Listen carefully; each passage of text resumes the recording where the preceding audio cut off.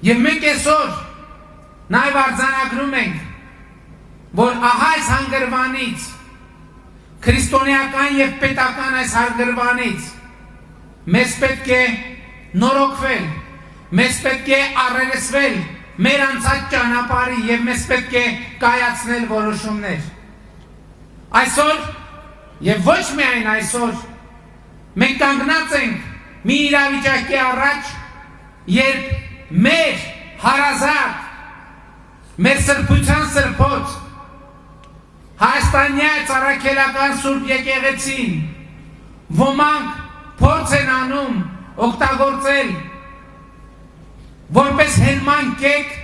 Հայաստանի Հանրապետության դեմ գործելու համար։ Մենք այսօր այստեղ հավաքված ենք ասելու առաջին, այսօր շատ են ասում, թե կառավարությունը գործում է եկեղեցու դեմ։ Կառավարությունը չի գործել, չի գործում և երբեք չի կարող գործել եկեղեցու դեմ, որովհետև կառավարությունը Հայաստանյաց առաքելական Սուրբ եկեղեցու հետևորդ է։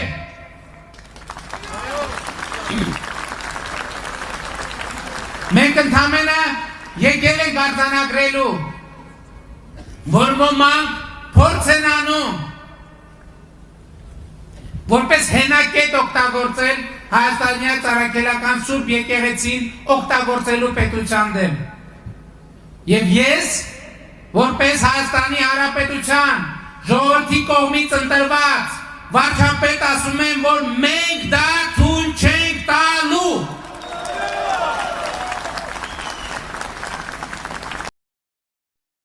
Հավանիր տեսանյութը և բաժանորդագրվիր նորությունները բաց չթողնելու համար։